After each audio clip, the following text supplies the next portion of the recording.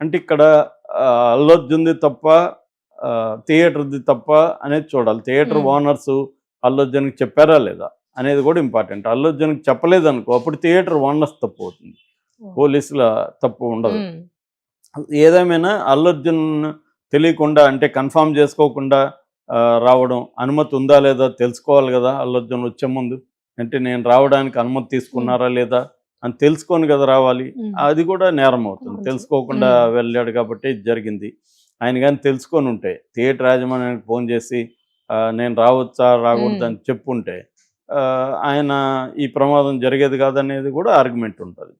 అయితే ఇప్పుడు నిన్న 11 గంటల మార్నింగ్ 11 గంటల 5 నిమిషాలకి స్టార్ట్ అయ్యి 2 గంటల 45 నిమిషాల వరకు అంటే దాదాపు 3 గంటల 40 నిమిషాల వరకి విచారణ జరిగింది. హ్మ్. అల్లు అర్జున్‌ని చిక్కడపల్లి పోలీస్ స్టేషన్‌లో DCP Akanksha Yadav and ACP Ramesh and CI Nayak వీళ్ళు ముగ్గురు కలిసి రాజు నాయక్ ముగ్గురు కలిసి అల్లు అర్జున్‌ను దాదాపు 20 ప్రశ్నలు హుహు. చాలా డీటెయిల్‌గా అడిగినట్టుగా చెప్తున్నారు.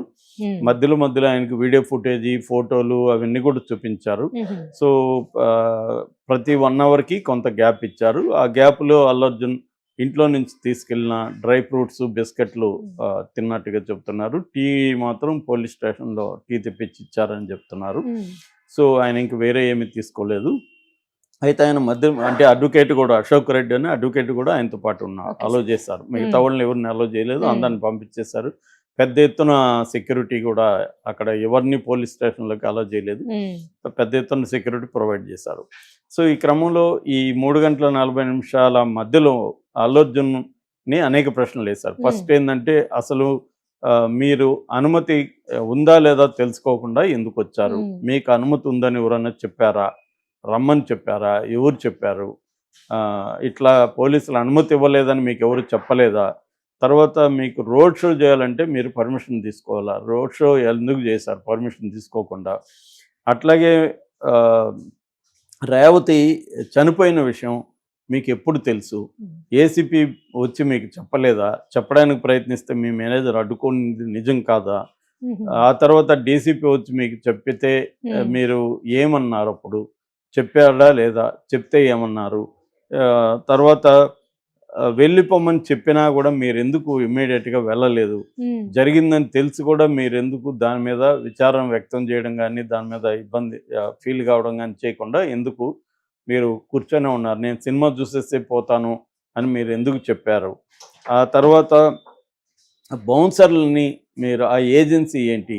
బౌన్సర్లు పోలీసులని గూడా ఇది జేయడం మీకు తెలీదా? మీరు దాన్నెందుకు ఆపలేదు? బౌన్సర్లు మీరెందుకు కంట్రోల్ జేయలేదు? అట్లాగే ఆహ్, తొక్కిసలాట జరుగుతున్నప్పుడు మీకెవరు మీ మీ స్టాఫ్ గాని ఎవరు చెప్పలేదా? తర్వాత ప్రెస్ మీట్ ఎందుకు బెట్టారు తర్వాత?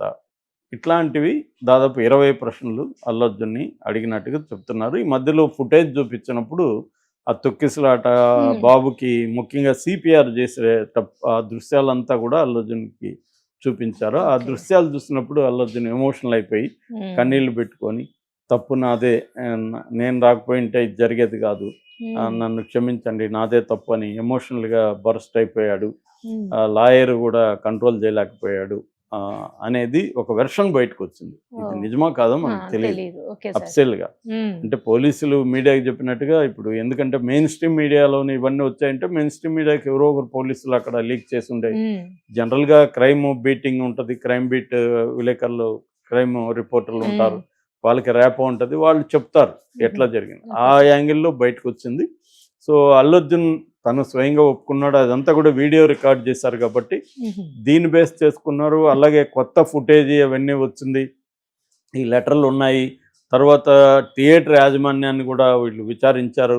ఆహ్, కొత్తగా నిన్న ఒక కుర్రవాడు ఆంటోనీ అనే ఒక అబ్బాయిని అరెస్ట్ చేశారు. హ్మ్. ఆంటోనీ ఎవరంటే ఒక బౌన్సర్ ఆహ్, ఏజెన్సీ అతననమాట. హ్మ్. ఆ బౌన్సర్ ఏజెన్సీ అతన్ని అరెస్ట్ చేశారు.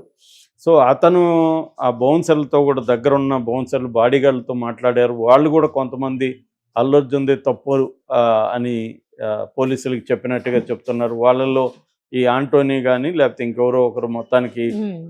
బాడీగార్డు అప్రూవర్‌గా మారాడని గూడా ఒక వర్షన్ బయటకొస్తుంది. సో దానివల్ల అల్లు అర్జున్ని లీగల్గా స్ట్రాంగ్గా ఇరికిస్తున్నారు అనేది వస్తుంది. సో బెయిల్ కూడా ఈ గ్రౌండ్స్ అన్నా తీసుకొని ఒక ప్రాపర్గా ఇన్వెస్టిగేషన్ అంతా చేసినాక బెయిల్ రద్దు పిటిషన్ హైకోర్టులను ముందు వేయబోతున్నారు. హైకోర్టులో కానీ బెయిల్ రద్దు పిటిషన్ కన్సిడర్ చేయకపోతే అప్పుడు సుప్రీంకోర్టుకి వెళ్తారు అనేది ఇప్పుడు వస్తున్న వార్త. నిన్న ఆయన పోడూరి శ్రీనివాసరెడ్డి అని ఒక అడ్వకేట్ కూడా ప్రెస్ మీట్ పెట్టాడు ప్రెస్ క్లబ్లో.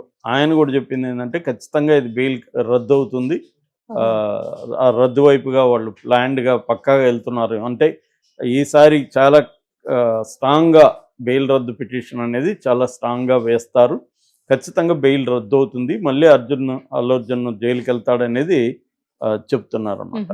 సో పాజిబుల్ అంటే పాజిబుల్లే, ఎందుకంటే ఇప్పుడు కొత్తగా ఎవిడెన్స్ వచ్చింది కాబట్టి ఈ ఎవిడెన్స్తో జడ్జిని కానీ కన్విన్స్ చేయగలిగితే పాజిబుల్లే.